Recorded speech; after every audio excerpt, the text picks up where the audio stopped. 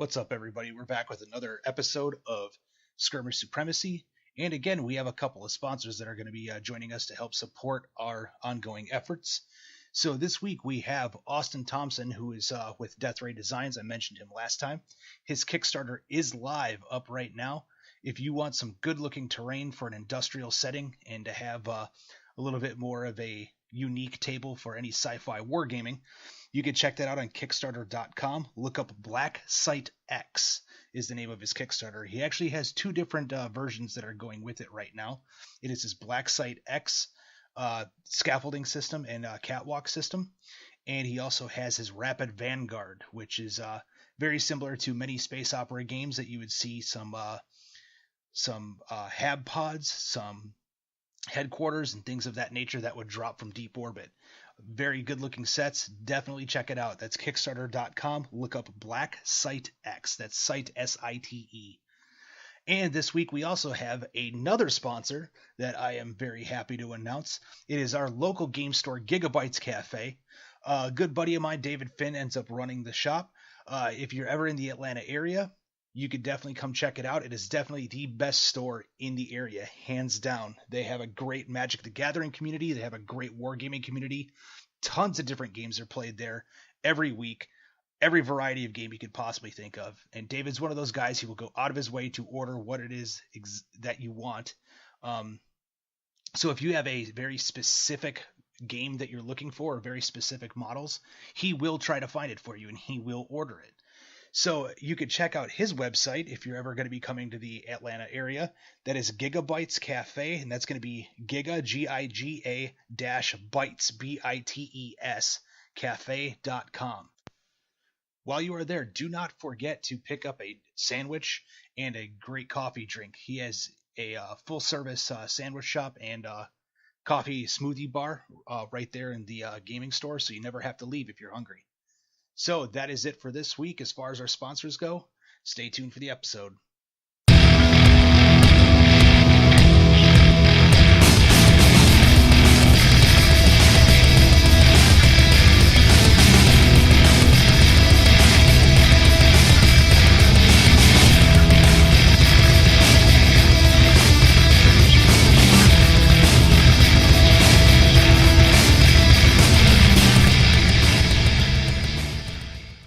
Welcome back to episode 2 of Skirmish Supremacy. I'm your host, Tim Korkleski.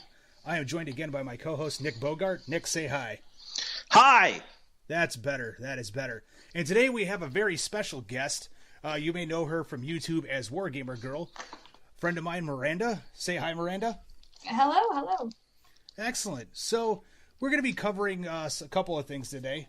One of them is the fact that you do some very high-quality video and what I consider to be a lot of video voodoo. So hopefully we can tell the listeners out there exactly what it takes in order to make a YouTube channel of your quality. And hopefully you can give them some pointers to aim them in the right direction. And it sounds like Nick is just crumpling up paper. Do you begrudge this hobby from him, Tim? Apparently. I didn't know I was crumpling paper, but, guess I'll stop the paper crumpling. Yeah, there you go. Stop that. So anyway, Miranda, how you doing? It's been a while since we talked. A little bit. I think I saw you at CMONCon last year. Yeah, the CMON Expo was the last time that we got a chance to really sit down and have a chat. Yeah. So, what's been new since then? Well, I've been getting more videos out, and I've been working on diversifying my channel a little bit, even though it doesn't look like it right now. But I've had Patreon going, I guess, since I talked to you, and I've been fairly consistently sticking to about a battle report a month, which is quite a bit of work for anybody who actually knows what goes into it. So I'm pretty happy about that. And then hello, New Year, 2016. It's a leap year, and hopefully good things to come. Yeah, definitely. So why don't you tell the audience out there a little bit about your YouTube channel and just sell it to us a little bit. Make it sound pretty. Well, I run the YouTube channel WargamerGirl, where primarily it features War Machine battle reports for those of you interested in seeing the minute details of what goes into a game. And I cut out all the boring parts, so that is just a very thoroughly edited together battle. You'll see full games, 35 25, 35 point, and 50 point games on there where you just see two players playing and what happens in it. So the point of the way we edit, or I edit it, is to show it off cinematically. Watching somebody play a game can, if you don't know the rules especially, can be really boring. Like watching any sort of sport, right? You don't know what's going on, just boring. So with the way I have it, I kind of try to cut out any of the measuring and any of the real slow parts, with the exception of the dice rolls, so you can follow along with the game.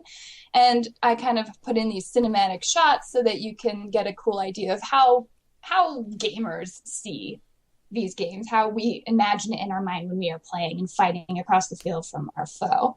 And so hopefully that comes across. There's like, I don't know, one of my battle reports, when I counted up, had over 300 visual cuts in it. So they're edited like action movies, even though they don't, they don't look quite like action movies, but they play out a lot where you don't notice how long you're sitting there watching it. I keep the pacing up really high, and kind of added details. There's, you can follow the warjack damage boxes. You can see how much damage the robots are taking, or the beasts, or the warcasters.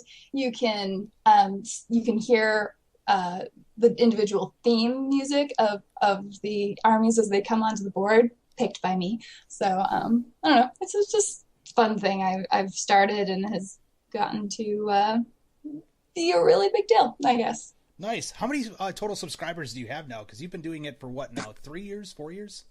4 years now. Last I checked, I was about 19,700 subscribers. Holy, that's amazing.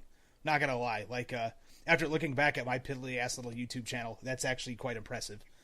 But again, I didn't really do much with mine. It's been a of attrition, so I think being around a long time helps a lot as far as having a channel growing.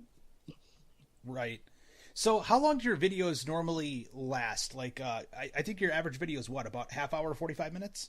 Yeah, generally about that time. So we'll record a 2 to 3 hour game and shrink it down to about 30 minutes. And then there's some tail on the end of just talking about the battle afterward. So yeah, they're usually pretty short, like I guess a fifth of the actual game time. Really? Okay. So why don't you walk us through, how do you normally get everything set? Like, do you handpick your opponent and tell them, hey, we're going to be filming this, so be patient, it's going to take a little bit of extra time? What's your process about normally starting one of these from start to finish? Oh, well, I mean, yeah, anybody who agrees to go on my channel, they know ahead of time, like, hey, this is going to be a recorded game. If you want, we'll have a chat afterward. You'll be on camera. If you're fine with all of this, then, let's set up a game. And generally, I'll just know the faction they're playing, because they always know mine, because I will never not play Khador. And so from there, we just kind of build a list of like, well, I know I'm fighting Crix, or I know I'm fighting whatever. Sometimes it's just like a list out of nowhere, but for the most part, I try to build it against whoever the opposite faction, just so it's more of an interesting game theoretically. Gotcha. From there, we just set up a date and they come over and we'll record for several hours. We'll have the table set up ahead of time, just make sure that the terrain and everything's cool. At that point, we'll roll scenario. We'll roll the dice to see who goes first. And from there, we'll just start playing the game and recording it, which does take a little longer. One of the things I guess people don't always realize when you're recording the way I do is that your gameplay is going to be slower. So the way you think of it might be a little different. And I know it can affect gameplay a little bit in that regard, because you might be saying, okay, I'm going to move this unit and then I'm going to do this thing over here. And so you move your unit and I'll be like, wait, I need to record that part. Okay, hold on, I'm going to get this shot here. And so hopefully it doesn't cause people to lose too much of their train of thought, but it does slow the game down to play it.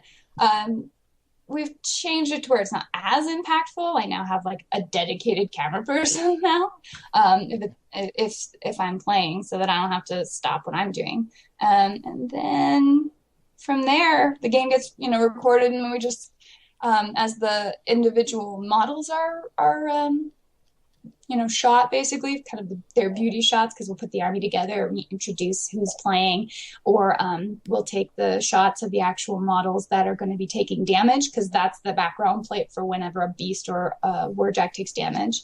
and then we'll just hang out and chat about what we're going to talk about for the post-battle wrap-up. And then we run downstairs to my little studio in front of my green screen my like $7 green screen that I built, and record our little battle, our chat afterward, which, it's like a few minutes or 10 minutes or whatever. After that, like, that player's done. From there, the footage gets captured. The video gets sweetened where it's like color corrected stuff like that, and then the audio gets sweetened, and then everything goes onto the timeline. And sometimes jackboxes have to get built, or Warbeast spirals have to get built, and everything gets laid into Adobe Premiere, and then I edit until I can't edit no more. So that's like 40 hours, and then I have a battle report. Wow, I think I made that sound as boring as possible. No, I think it's very helpful, because to me, I know it goes into videos just because obviously you and I have talked about it in the past, and I know a lot of the people from the WGC community that do a lot of video editing, but I think it's good for listeners to hear. I know for a fact that there's some local gaming stores near us, Gigabytes in particular, which is our local store, is actually looking at doing battle reports, and they were wondering what it normally takes in order to do one that's they're not even looking for highly successful, but passable on YouTube for something that people would watch. So I think hearing what it takes to do it at the top end is definitely good for them to hear.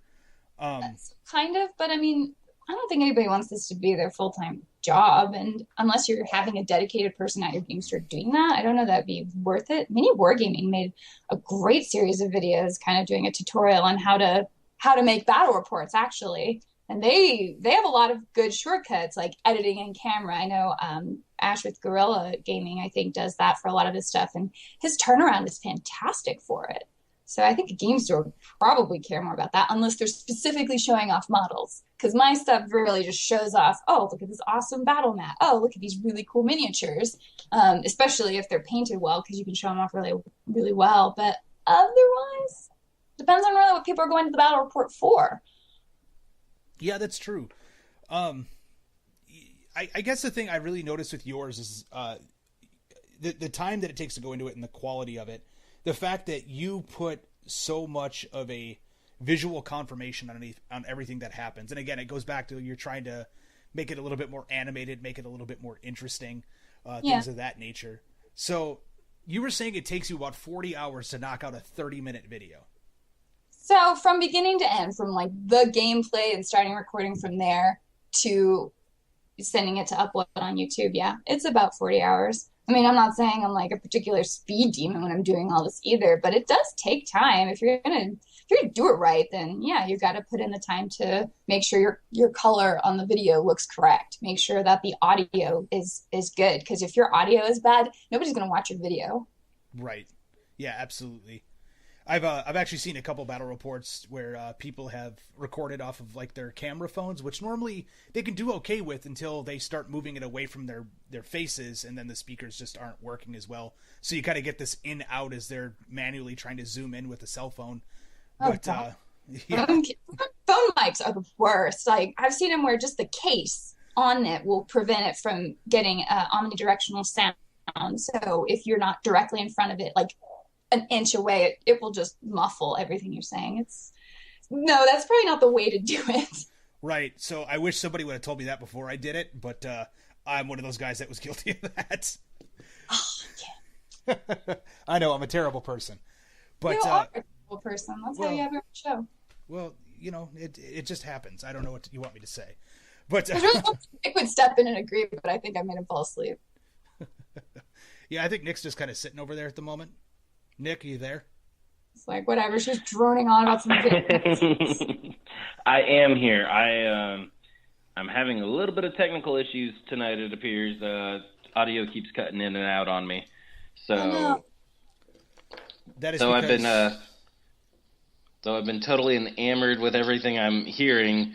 Every now and again it cuts out. So yeah. All right, I see how it is. So basically, I bring you on as a co-host, and you don't even participate. It's totally sad. I'm like sitting over here going, I'm totally being chewy tonight. Well, I will accept your moral support from afar. There we go. So I guess Miranda and I will just drive this conversation. You just sit back and look pretty over the airwaves. So, so you were saying that you no longer film. You are no longer the person behind the camera. So how many people overall? Playing, yeah. How many people overall does it take to produce this? It probably takes more people, but right now I do it too. This is me and one other guy who make it all happen, which is probably part of why it also means I only get one video out a month. But I mean, only one person can really sit and edit, and that can take a fair amount of time. And so you're just, one of the downsides to editing that I'm just going to randomly throw out there too is how all-encompassing it is. So for me, I'll like edit for a few hours before I'm like, oh my God, I need to do something else, because you can't listen to music while you're doing it. You can't watch something while you're doing it. It takes all of your senses, because you are listening to it and watching the cuts and feeling the rhythm of it. So so I can only do it for a few hours anyway before I'm like, screw this, or going to bed, or watching a movie, or whatever, or playing Heroes of the Storm. Right. Whatever. Well, you're trying to keep it fun. You don't want it to turn into a chore when you're doing it. So yeah, I totally understand that. Because I know just from the little bit of stuff that I've done, like if I'm sitting there watching a video, listening for the sound and watching for any type of ticks in the video, even if I'm sitting down painting models, like I can't do it in total silence. I start feeling like a dog chewing at a table leg. So, kudos to you for taking as much time as you do to do it, because I couldn't do it. Well, thank you. I appreciate it.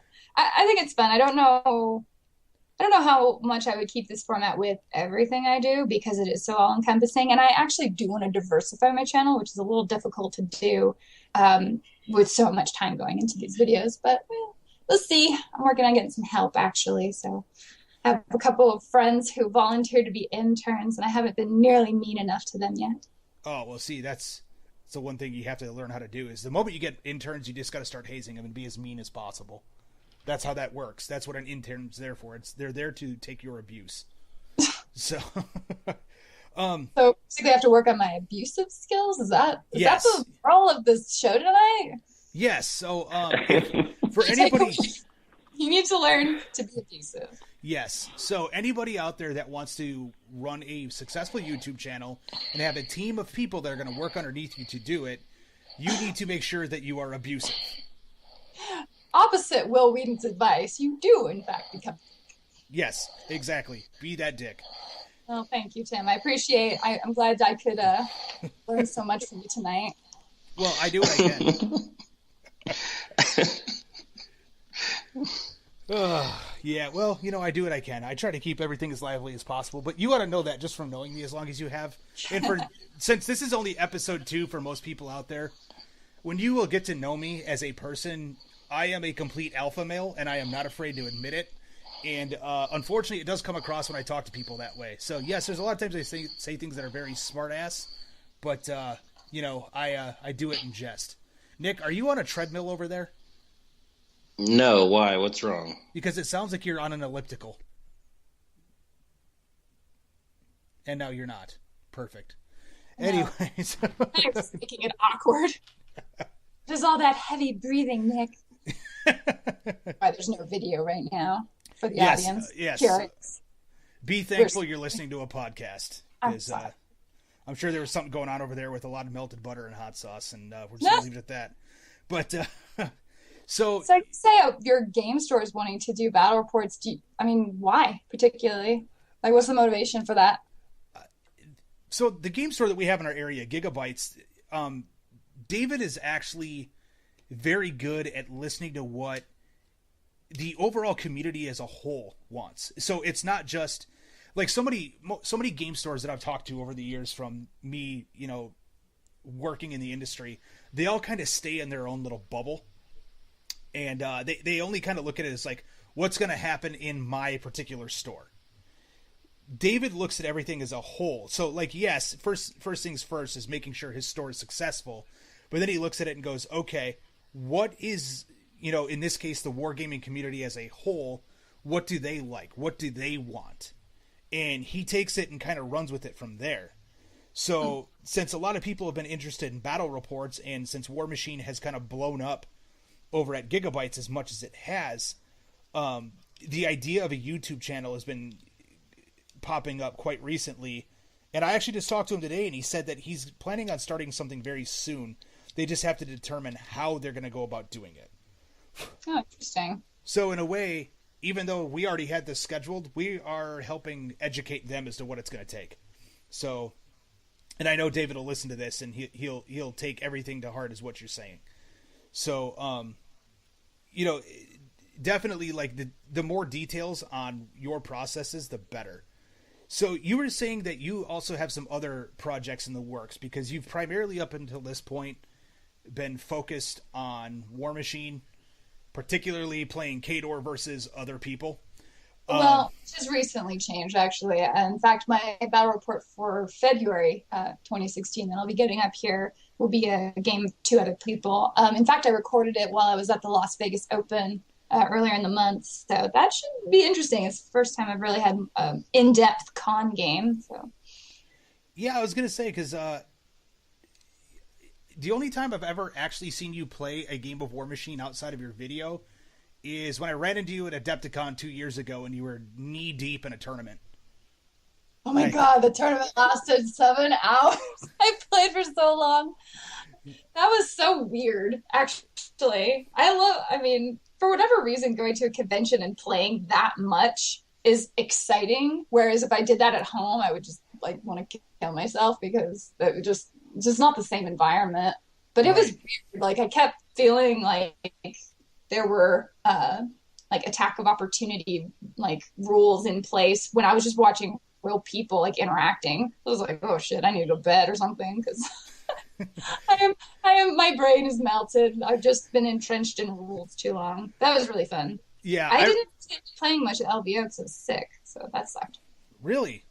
Yeah, I got the flu like 2 days before I went. No, I had no voice at all. So, in fact, you'll see that in the post-battle wrap-up. I'm all like, blah, like there's no. It will be hard to hear me. Hopefully, I think I've recovered it as much as I can for the video, but we'll see. Anyway, that sucked, and that's a tangent, so I'm sorry. No, it's totally fine. I was actually going to ask you, how was LVO? I did not get a chance to go this year. I was invited last year, and I told people that I won't be caught dead in Vegas unless I'm wearing 4-ounce gloves and kicking people in the face. So, what has LVO been like? LVO was fantastic. It was the first year I'd ever been, and I'd never actually been to Las Vegas before. So for me, we drove in, I was like, wow, look at all the shiny lights. But I was sick, right? So I ended up just going to bed like early every night. But the actual convention, it took place in this huge room. I think it was about 40,000 square feet. Oh, wow. And they had a few separate rooms for just the classes, but all of the gameplay took place in this big hall. And the vendor hall was there as well, like on one end. And so it was very communal. You know, you had in one corner the 40K crowd. You had the War Machine crowd, which actually was surprisingly big. I think they had over 100 turnout for the tournament, which was more than they expected. And there was Malifaux being represented, Drop Zone Commanders being represented, Infinity was there. You know what? There actually was a separate room for gamers. It was like the final and last tournament for the fantasy players, which was tragic to walk into, because I walked around the area when they were playing the tournament, and according to them, like Age of Sigmar came out after the LVO had announced the fantasy tournament, so it really was like the last hurrah for them. They had gorgeously painted models, and I don't know, like everybody there was having a good time, but it seemed so sad, like that was going to be the end of an era for them, because I don't think a lot of them were interested in moving to Age of Sigmar. Yeah, I drank the Age of Sigmar Kool-Aid, I'm not gonna lie. You were talking about it earlier on, except for when your dice leave you. Oh yeah, my dice, that game was horrid. But yeah, just for everybody out there, like I am so much more of a skirmish gamer, so for me, the idea of what goes on in Age of Sigmar is so much more satisfying than running ranks upon ranks of troops that are literally nothing more than, you know, painted tokens on a base over and over and over again. I found it to be so much more enjoyable with Age of Sigmar.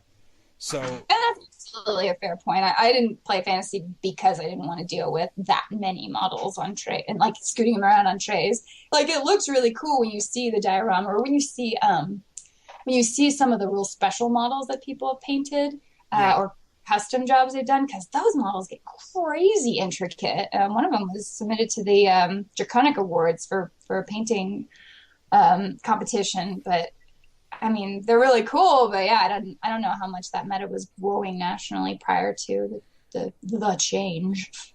Yeah, it's so, there's been a lot of hate thrown around about Age of Sigmar, and now it's kind of people are accepting it. Like, after people have been playing it and they realize that it's not meant to be a tournament game, like, get that idea out of your head. If you're playing it to be competitive or playing it to be a tournament game, you're doing it wrong. Period. So I think it created a very polarizing effect. Yes. There are people, like you said, drank the Kool-Aid and they're like, no, it's fine. Anything Games Workshop's doing is fine. Or, no, we needed to change and this is fine. And then there's people who said, okay, well, now I play Infinity, or now I play Malifaux, or now I play something else because screw you guys. You betrayed everything that I love about this game. Right. And both sides, I mean, I'm not going to say that somebody who's been playing fantasy for, 20, 25 years? Longer, maybe? I guess one of the oldest games on tabletop, like, that everything they knew about the lore is shattered. Like, that does suck, what they did with the story. In my opinion, seems crap. Like, it's like when D&D went to 4th edition or whatever, and they're like, oh, the spell plague, let's rewrite the history books. And you're like, that's like years of people's lives invested in following these stories and following these characters, and you really did just kind of burn all that away. Yeah, definitely. As far as the game, I don't know. I have not played Age of Sigmar yet, and I can't say I've heard really good things about it. Other than it's just, it's chaotic, and it's a short rule book, and this is a good way to get new players or new players to war games in general interested. And I don't know, I haven't really seen that. I've just seen a really strong Malifaux crew meta crop up since Age of Sigmar launched. Right. Yeah, I used to play a lot of Malifaux. I kind of got out of it. I wasn't too happy with some of the direction they took in 2nd edition. But I think aesthetically or rules wise? Aesthetically, it's fine. Rules wise, I know I'm probably going to catch hell from anybody out there that plays Malifaux currently. But from what I've seen, if you could just summon as much as possible and crap out scheme markers, you win. And that's all it takes. Like, the idea of the strategy of positioning in Malifaux is lost. It used to be to where, take Breakthrough, for example, where the idea used to be that in order for you to get the victory points off of Breakthrough, you actually had to have models in the enemy's half of the table or in their deployment zone at the end of the game. Now, as long as you've got scheme markers there, you win. So all it takes is like one fast model to be running around in the background, just dropping scheme markers, and you'll get it. And that, to me, it's like, it takes the dynamic out of something as cool as what Breakthrough was. It seems like everything now in the game is just, I'm just going to drop scheme markers. It's all about tokens. And I'm, not that I'm against token heavy games. It's just, to me, that took all the fun out of what Malifaux was. Not saying that it didn't need an update, because of the fact that I used to play Pandora in 1.0, and I still get hate speech from people that I used to play against because of how broken Pandora was. So I understand balancing the models, cleaning up the rules. I just feel that the way that they handled scenarios and everything else, just it took it in a wrong turn. That's a fair point. The scheme markers do seem to be the crux of most of the scenarios or strategies, I guess. But I haven't played enough to fully speak on that. But it is a similar issue. I agree. I had with it. I'm like, these damn scheme markers. If you have fast enough models, or what is it, Mario from Voice of Mars? I adore him. Love you, Mario. But he pissed me off when you play those damn dogs, because, what is it, Luna or whatever, can make the other one significant. And then you have like these really fast models that are doing exactly what you said, just dumping these scheme markers everywhere so that you overrun the board with it. And they're hard to clean up. It takes, 2 action points or something to clean up? You have to be a base-to-base contact, and it takes 1 action point, and you can't be involved in combat. Yeah, well, unless you have a special rule against that, which right. has so many special rules that it is a very all-encompassing game if you're going to play it. Yes, very much so. So, again, it's not so much... I'm not hating on people that play it. It's just, it's no longer the kind of game that I enjoy. I mean, that year that you were at Adepticon when you were playing in that tournament, I remember I was, and this isn't me bragging. It's just, I've been playing Malifaux for so long, and I was involved in the play tests that I'm not going to lie, I was pretty hammered, and I ended up... You're not the only one. I think I know the story you're talking about. Go ahead. But I ended up beating 5 people in a row at Malifaux just because of the fact that I knew the meta of it. And again, this doesn't make me like some super pro or anything like that. So anybody listening out there, I'm not like trying to toot my own horn, but it just definitely turned into the fact that I could be completely inebriated, which is a feat coming from Wisconsin, and still able to walk all over people however I wanted with like a bullshit list that I just kind of pulled out of my bag and put on the table, and as long as it fit within points, and I just knew that if I could summon stuff and just poop scheme markers all over the board, I would win. So the idea of strategy was gone. Yeah. The guy who won that year, I think, won well intoxicated. It doesn't surprise me. I think he had to have his opponent shuffle his cards for him. It was a thing. But yeah, I don't know. Wargaming, for whatever reason, brings out the heavy drinkers. I can't say I relate, but it is something I notice among 40K, Malifaux, War Machine, all of them. Oh, yeah. I mean, War Machine, you've got Beer Machine.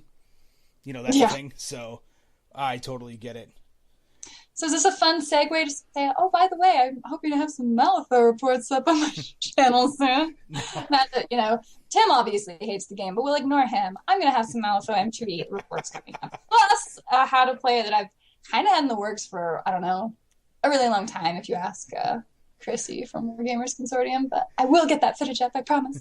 So again, disclaimer, I don't hate Malifaux. I'm actually good friends with a lot of the guys at the company. You don't have to rail on. We understand you you dump on the game, you probably hate the company, and you probably hate all the players. It's cool. Not all of them. Not all of them. Now that we've alienated a portion of your audience. Nick's sitting over there going, damn it, I just got into Malifaux. You can hear us. Nick, are you still there, or are you just kind of hanging out back there? I am still here. I've actually been beating on my laptop to try and make it work. I have not gotten into Malifaux. Okay. So if you've listened to everything we just said, it's 50-50. So it's fine. All war games have their ups and downs. It's part of why you pick it. I mean, War Machine can be an incredibly frustrating game. I know plenty of guys who have played war games, a lot of times coming from 40K or fantasy, just because they were always so present, but are like, screw this game. It's too much of a game of sledgehammers. There's too much list chicken. There's too many other problems. There's too many special rules, which I know is a common thing with skirmish games. And so you have to decide what you're going to put your time to, because you think it's something you can just play casually, but if you want to be at all good at it, which when you play these games, you don't want to suck at it, it's going to take up all your time, like learning these extra rules or learning what all of your opponents can do. Yeah, well, I could imagine at this point you pretty much have everything memorized for Khador verbatim, since that's about the only army you play. But yeah, I'm pretty solid on that. I'm actually pretty good against Khador as the result. But yeah, I mean, there's plenty of special rules for other factions, and I'm like, well, I don't know that, and I can't just memorize all of the casters in the game and all of their feats and all of that. It's just not going to happen. So That's what you get. So these side projects that you were talking about, now that we've gotten off on quite a tangent, which is fine. It's my damn channel. I'll do whatever the hell I want. What are these side projects that you're working on? So a lot of it's expansion on the channel. I mean, I've been known for doing War Machine for so long that I think, I don't know. I mean, I'm very happy about it, but I think I've kind of reached most of the audience that's interested online in watching video battle reports for War Machine. So I've had a few Malifaux videos in the past, and so I really do want to expand on that, because I do have a surprising amount of my audience who does want to see more Malifaux and who've subscribed like very patiently and kindly waiting on it. And so I do want to do right by that. I have a lot of people who also watch my videos and don't even play war games, which is just odd to me, but I appreciate that too, I guess. Anyway, Wrath of Kings I've had on my roster for a very long time. It's taken forever to get like enough people playing around me and to get all my stuff painted up, which took longer than I expected. So Wrath of Kings I wanted to have on my channel. Is a smaller game, but it is representative of the skirmish element for people who, again, are kind of shopping games around. I also want to kind of break into like role-playing games. I want to have like a Pathfinder campaign on my channel. Those look so fun. If you've ever watched, oh my goodness, it just went out of my head. But there's a lot of good channels out there who like DM Scotty or what's his name? Who run these Pathfinder campaigns online. They look so fun. So I want to do something like that. And then I'm also working on expanding into maybe some Let's Play stuff with like tabletop game based video games. I want to have War Machine Tactics on there. I finally got the recording software to work just right on that. And then some 40K stuff, because 40K has some really cool video games. So I don't know. I'm expanding that way. So my channel will be more diversified and hopefully a place a lot of people can come to enjoy just general gaming and more so than just War Machine. Nice. A long tangent. No, it's totally fine. So what games are you kind of excited about playing, or what kind of caught your eye? Like, I know that you were just at LVO and they had a bunch of smaller companies out there. Was there anything that you really looked at and went, ooh, I really want to play that, or I really want to see that come and become a thing? Not so much, because after about an hour I'd be like, I need a nap because I was sick. Well, but I don't know. I keep like dancing around this Infinity business. I've played one game of it ever, and I was like, oh, I don't like the reaction mechanic. I'm like, that's the whole game, so what am I going to do? But I do want to actually cover it. We have a really strong meta here in Infinity, and so I always feel more like, what would be really cool for people to see more than like, oh, what am I super interested in? Because I do like War Machine in a lot of ways. It really has been my favorite game for ages. That said, I actually, at the last day of LVO, they were doing all these awards for the 40K tournament. And that did actually make me miss it a bit, because there were people getting awards for every type of faction played and, best play. And there were just so many people there, and there were team tournaments. And I don't know, like the community of that really kind of made me long to maybe play 40K again. Oh no. So, I know.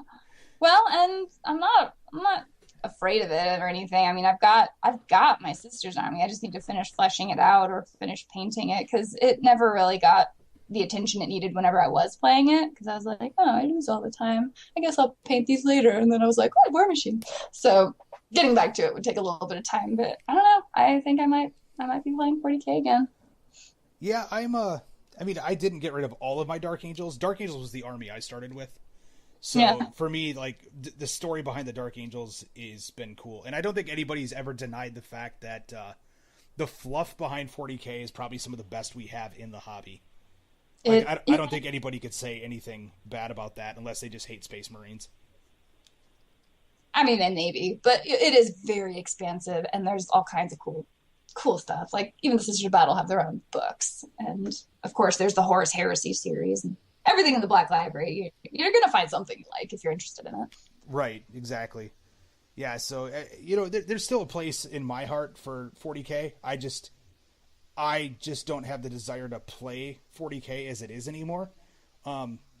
If people want to play me in Kill Team, I'll play Kill Team all day long. But as far as like, that's going back to you being a skirmish fan, right? Yeah, I am far more of a skirmish man, if I haven't already stated that enough. And see, there's something really awesome about having tanks in these big units. And I say this having complained about Fantasy earlier for having too many models, but the mechanized army that 40K can bring, and using the full space of a 4x6 table. And I don't know, it's still really awesome to me to see big battles. They had an Apocalypse game going on at LVO, and all these, they also had a Titan standoff, which was super cool. I really do love the mechs in 40K, like absurdly. I even don't like the whole theory of the machine spirit and everything. It just, I don't know. It's just such an interesting lore. Yeah, definitely. The fact that everything that you look at it, so like you look at the good guys, you know, quote unquote, the Imperium, and the fact that you look at them and go, wow, this is a giant cult, like in every way, shape, or form. So you can totally look at it that way, and you're like, oh wow, that's kind of messed up. But then if you live in a world where the reality of your existence is held together by a single dude, like the God Emperor, you're like, I guess I'll have a little faith too. Yeah, exactly. Because it's like, well, if I have these dark thoughts, then demons will actually burst through my mind. Yeah. Which is what I love about the Sisters of Battle, because as has been quoted, there have been more Primarchs that fell to chaos than Sisters of Battle. I'm like, yeah, that's right. Incorruptible! Nuns with guns. That too. I mean, I think their aesthetic is awesome, but in addition to that, I love the fact that they are so resistant to the urges of chaos. So. Yeah, it's definitely cool. So Infinity is blowing up around you. Have you taken a look at any of that and like found something that you really wanted to play in that, or not too much? You're just kind of dabbling. I haven't dabbled at all. Like the last time I played was like more than a year ago. But Ariadne was the only one that kind of interested me, and they came out with the US Ariadne recently, or relatively recently anyway, which totally looks cool. Like that would be my aesthetic. That would be the one I'd be interested in playing.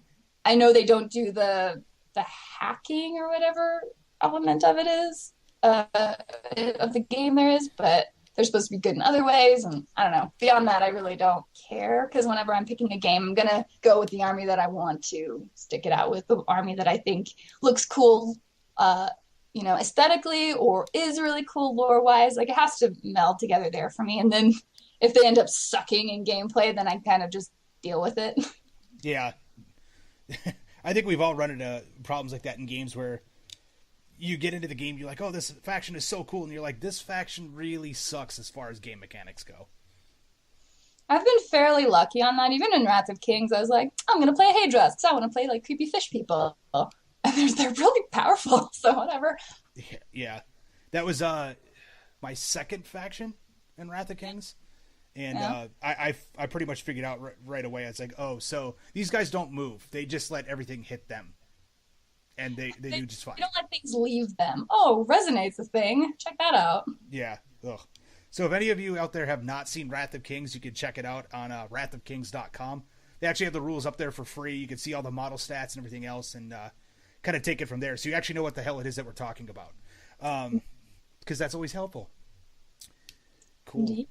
So, but yeah, and then there's people who get into war games specifically for the idea of just knowing. I want to know who the most competitive army is. I want to know who the most broken, what the most broken like list compositions are, and they just play those, and that's how some people get their fun. So I guess there is that other side of the hobby as well. Yeah, the ass clowns, as I like to call them. No, but no, I understand it. Like I'm a competitive guy. I don't let that translate into, little plastic miniatures I'm playing with on a table. Like I do this for fun.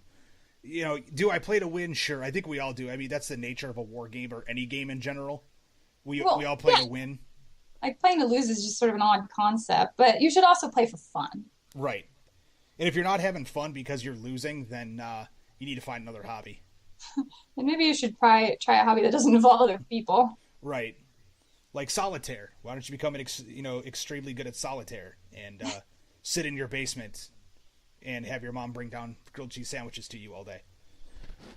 But yeah, I mean, it's definitely cool the way that I see a lot of skirmish games coming out. Nick and I were actually talking about this a little bit on our last podcast, and even offline, the fact that there's just so many game options out there now for people. So, taking fantasy at LVO, if you do not like what happened with Age of Sigmar and you're just like, hey, bottom line, fuck Games Workshop and everything they did to me in my game, you can't say that there's not other options out there for you to try. True. However, I do think we are getting more and more limited on the mass scale games. There's tons of skirmish out there. but it kind of will keep 40K really big as long as there aren't other competitors to that. Yeah, right now, I mean, the only mass scale game out there that can, compete with fantasy is Kings of War, and that's because, well, I mean, Mantic has never once hidden the fact that they're the other Games Workshop, or they're trying to pull in Games Workshop's players. So yeah. I know that when 8th edition was done, they did the end times, that like Kings of War became the thing to play if you loved big mass battle regimented fantasy games. That is true. And it still is. Yeah. So, and I can't say much about that because, I'm building an Ogre's army for Kings of War right now. and I've had fun with it. It's not quite as labor intensive as a full game of 40K, which is, or fantasy for that matter, which is fine. Yeah. But, it's got its ups and downs, just like any other game, like you were saying. Well, and a lot of times it's cost for people, right? Like how much money you're going to put into your little toy men, into painting them up and having like hundreds of them on the board. Turns out most people, even who play skirmish games, do because they want to have more armies or they want to have more options. But on the large scale side, it can be very intimidating for people just getting into it. And they think of it as from a cost perspective, which is totally fair. I haven't really explored Kings of War as opposed to Wrath of Kings. That was really confusing. But a lot of people got confused when those two games came out like that. They're like, wait. No, people still do. So I'm like, oh yeah, I'll talk to somebody at a convention or at a game store and I'll be like, oh yeah, have you heard of Wrath of Kings? And they're like, oh yeah, that's and they're thinking of Kings of War. And I'm like, no. But nice try, though. Too many war games with the word war and perhaps kings in it, so maybe just avoid that if you're making your miniature game. Right. Just call it shit stomping 101. We'll all get the idea. It's easier that way. But that sounds like there's no lore whatsoever, and that sounds like you just attract the dickhead audience. I'm sure you would. There'd be somebody out there that's listening right now going, dude, that would be awesome. You need to make that game right now. They're making a phone app of it right now. Somebody needs to kickstart that shit. I'll fucking pay out the ass for it. Yeah, I could see that happening. The dude bros of wargaming. I hope not.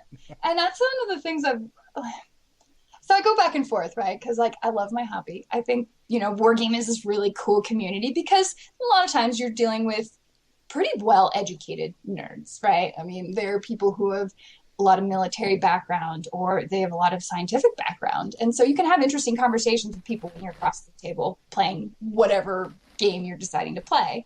And that used to be that way with video games because I grew up playing video games and that was actually at a time when it was kind of rare that girls played games or whatever.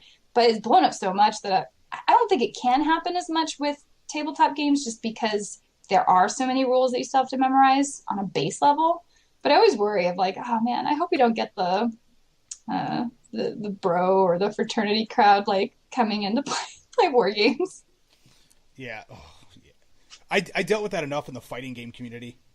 Yeah. I played a lot of fighting games competitively. That was my video game of choice, was fighting games.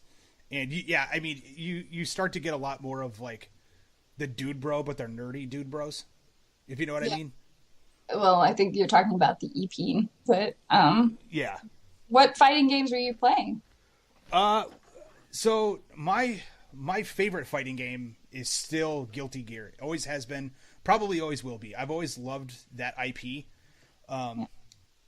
It's done by Arc System Works, for those of you that are listening and are wondering what the hell it is that I'm talking about, how we got on a video game tangent.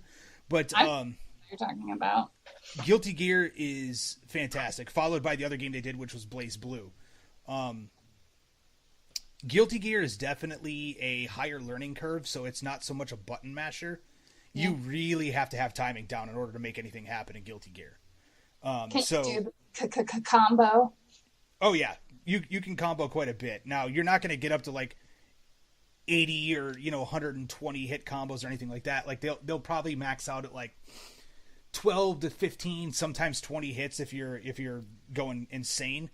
Yeah. But because of the damage scaling in the game, it's not usually worth it to try to go for anything bigger, because the game will start scaling back on damage the more your combo gets up there. Because let's face it, how much fun would it be if you and I were playing, and I got you in, in fighting game terms, what's called a corner trap, where you're just kind of caught.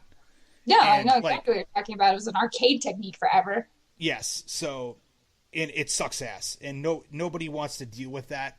Like, they at that point where they just, walk away from their gamepad or their fight stick or whatever, and just, watch as the other person beats on them. Yeah. Well, what system is that on, or was that on?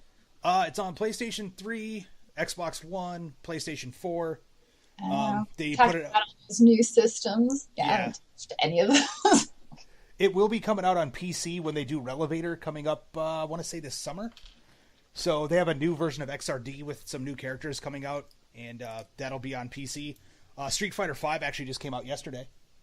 Okay, I remember Street Fighter, and Tekken, and Dead or Alive, and Soul Calibur. I loved Soul Calibur. Yeah, Soul Calibur's actually still got quite a big cult following, especially in the Midwest. It's pretty crazy. But, yeah, so fighting games have always been kind of my game of choice when it comes time to stuff like that. So I know the competition dickheads like you were talking about, which actually leads me to ask a question I've been meaning to ask you for a while. And I'm just going to go ahead and put you on the spot with it because it's funny that way. Fair enough. So how has it been for you being like a girl in wargaming? Like what kind of people do you deal with? Like do you deal with some serious creepers or? No, actually. That's one of the things I always notice whenever I hear people talking about it. I'm like, what the hell are they talking about? Like, everybody has always been so nice to me. Now, I know a lot of times people will react to you the way you expect them to. So, you get what you put out as a personality, right? I had worse stalkers whenever I worked at a bookstore than anything I've ever received, having been on my YouTube channel for 4 years with far more exposure. So it's, I don't know, the crowd that runs in wargaming circles, I think a lot of people are concerned about being respectful enough. And so if anything, I probably get like treated too nice in a lot of ways. But no, I've never, there's been a few comments, I guess, ever that I've had to actually delete from my channel, but I don't even think they were wargamers. I think they were just like weird trolls that followed me home from some other like channel I was commenting on. So, I mean, what are you going to say? It's the internet, like deal with it. But for me personally, no, I have not dealt with the level of harassment that I know other people claim. Yeah, because I've always wondered about that. I mean, you and I haven't really had a chance to talk about it, but then again, like wargaming, especially compared to like the video game industry, girls in wargaming are like the super minority. Like, yes, they're pretty rare. Yeah, I mean, girl wargamers, you guys are the fucking unicorns. I'm not gonna lie. Like, I've heard some comments in the past of like, seeing female wargamers in a store and they're like, oh, she's actually playing, and then they sit there with that dumbfounded look on their face and they're not even paying attention to their own game. So, I've seen kind of like the back end of that, but I was wondering if you actually had to deal with that on like a firsthand level. I mean, it's never been anything like completely, dickish or, anything of that nature. Well, most people are not going to be a dick to your face. I mean, as it happens, unless you, I don't know, unless they're like a special brand of asshole, like most people are not going to say to you in face-to-face contact what they would say to you on the internet either. But there are a couple of thoughts to that. So I grew up in an age where I grew up when, like I said, I grew up playing video games when it was actually still kind of rare. Not saying like, oh, I did it before it was cool or whatever. Just I grew up with 3 brothers. We all acted the same way. We all acted, we're totally into video games and all that crap. So at the time when I was growing up, my peer group, my like friends that were girls, and particularly the girls that my brothers were attracted to, didn't want anything to do with it. Or you were dumb nerds. Like, it was not actually cool to do at the time. And so, like, I know growing up and seeing it later, like, there's so many girls playing it now, which is awesome. But at the same time, like, there was a time that most of these guys who are, like, 30 plus remember when girls didn't find it cool. So it's probably a bit of a novelty when they see it, because they're like, God, I wish I had that when I was growing up. Like, that must be nice. And I worry that some women might take offense to that, like, oh, why is that so rare? It's like, well, it was at one time, so maybe acknowledge that. and I don't know, that can get into a kind of sticky situation because most of what I hear complained about, I've never personally experienced, and that's just my personal experience, right? So, whatever. Yeah, I totally get it. And like some of the stuff you were saying, I could feel the social justice warrior rant just boiling underneath my skin. So I'm not going to get into it. We're going to change subject. So, awesome. So, and yeah, everybody I know has been really welcoming, and to also just point out, I mean, just as it happens, as far as women in wargaming being kind of a minority, I really do try to base my channel around being as approachable as possible, like to the game. If you look at it, everything's broken down, and I try to make it look as fun as possible. You want to know what my female audience on my YouTube channel is? I have no idea. You gotta, fill me in. 3.5%. Wow. So as much as I don't do anything special saying, oh, this is a channel for girls. It's just, I just try to make it like all inclusive, right? As a general rule. I don't have really any swearing in my videos. I try to keep it very clean and polished and, again, approachable. But it's still only a 3.5% audience. And so as long as there aren't more women just interested in it, which could be for a multitude of reasons, then yeah, it's always going to be like this huge disparity in the community. Yeah, I don't know. I've never been a fan of that. Like, we're already in a niche hobby as it is. Like, there's no reason for us to all be a bunch of cunts to one another. You know what I mean? Wow. Tell me how you really feel. Well, I just did. But what about your alpha male personality rant earlier? Okay, so that being said, my alpha male personality comes out in the fact that I'm just honest with people. If you're going to be a dick, I'm going to call you out on it. If you're going to, if same thing kind of goes, like, yeah, I got the alpha male personality, but I'm still a nerd.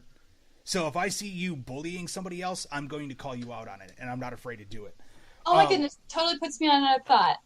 Okay, go for it.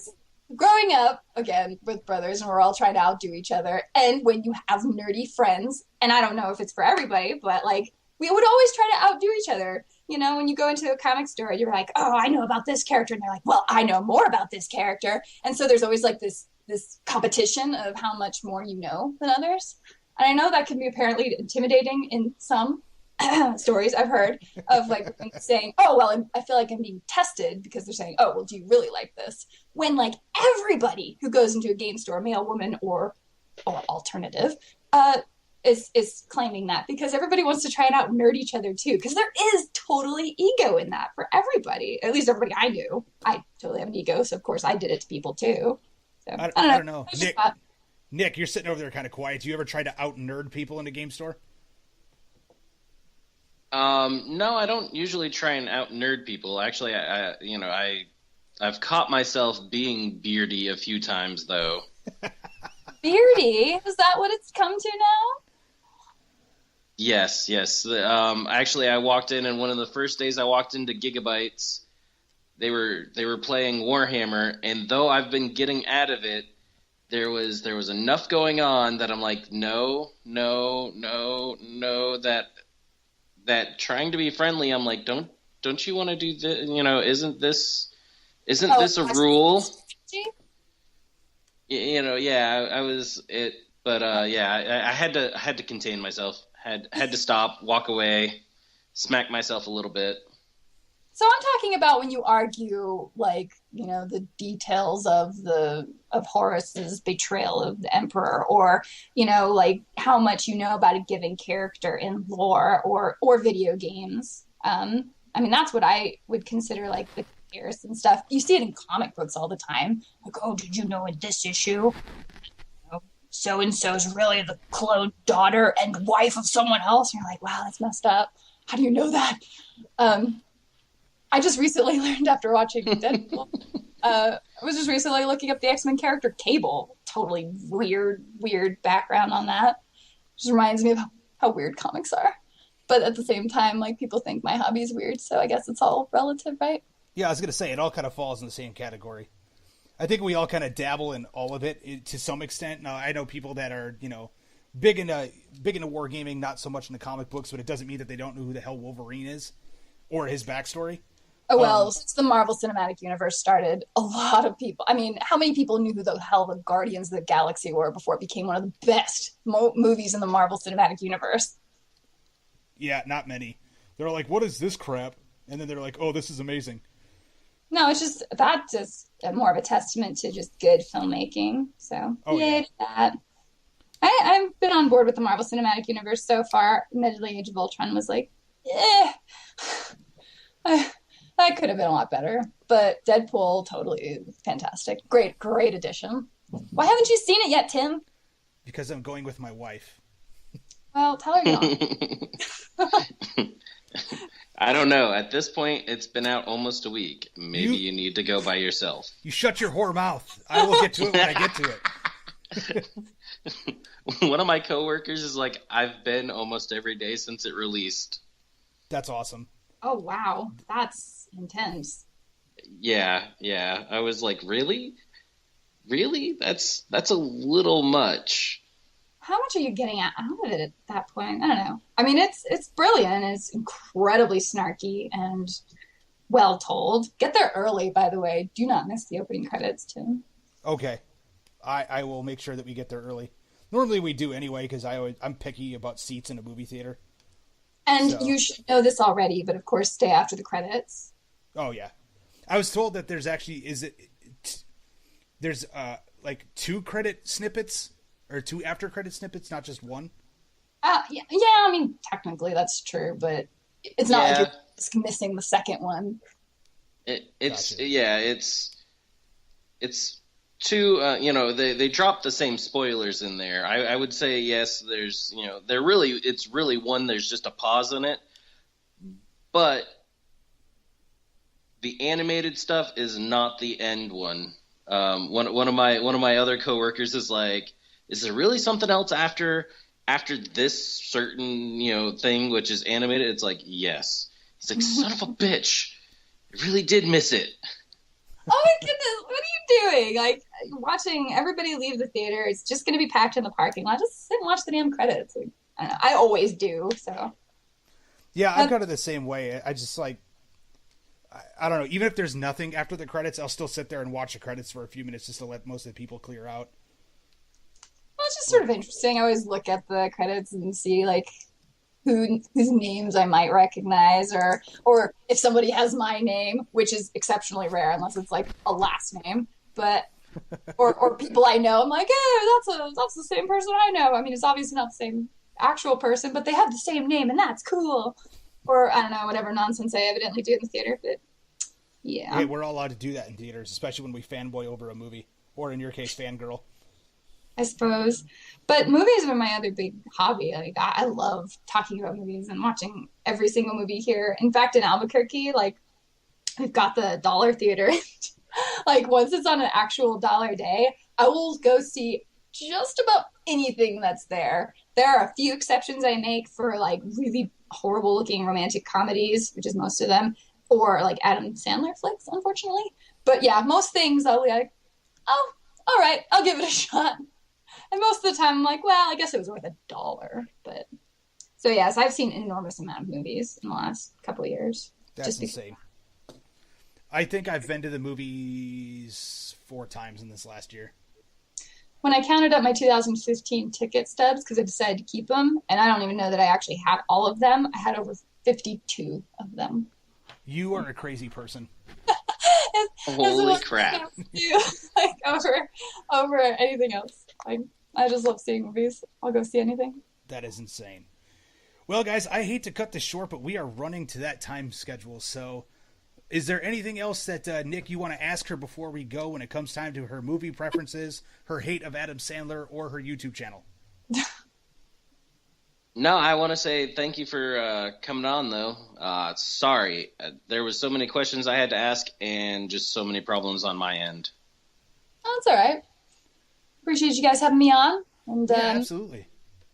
Yeah. Awesome. Well, yeah, I mean, anytime you want to do this again, just, give me a shout over Facebook, or I think you still got my phone number, and we could set this up again. Talk about whatever. Talk about more my movies. My movie picks. Absolutely. Or we could just bullshit about the hobby in general. That's actually one of my favorite things, as just a closing thought, I guess. As far as wargaming goes, it's become the type of hobby that's almost more fun to talk about than it is to play a lot of the games. So I don't know if you have the same issue, but it's just a really fun hobby to talk about. Oh yeah, just to hear all the different stuff going on, definitely. Yeah, absolutely. Alrighty, Nick, any closing comments? Anything you want to say since you've been so quiet over there all night? All right. Well, I was totally gonna say we're gonna have email set up. I'm actually gonna be working on that in just a little bit, so that people can email us if they want to come on, if they have something they want to talk about. Ooh, shiny. Or if you just want to email us as fans and have something in particular you want us to cover. Exactly. We're not that big to where we can't listen to our fans. Mainly because we don't have that many fans. But which you can totally fan us on Facebook. And where can you find us, Tim? Facebook.com/Skirmish Supremacy. And let's see here. Past that, you could we should be up on iTunes soon. I know that we had a couple people that were making comments about that. There was a problem with the RSS feed, and that should be cleared up hopefully by, that would be Thursday the 18th. So you should be able to find us on iTunes. Woohoo! iTunes. And I just liked your page. Excellent. Awesome. There's another like. We have just been made legitimate. Yes, I we will have. be expecting that pay in cash from you guys. So Sure. Yeah, we'll get that right in the mail to you tomorrow. Pennies, right? Yes. You accept pennies? except pesos. Well, you are in New Mexico. Yeah, no way. Anyway, have a good night, guys. All right, have a good night, Miranda. We'll talk to you soon. Have a good night. Thanks, Nick. Bye-bye. Bye.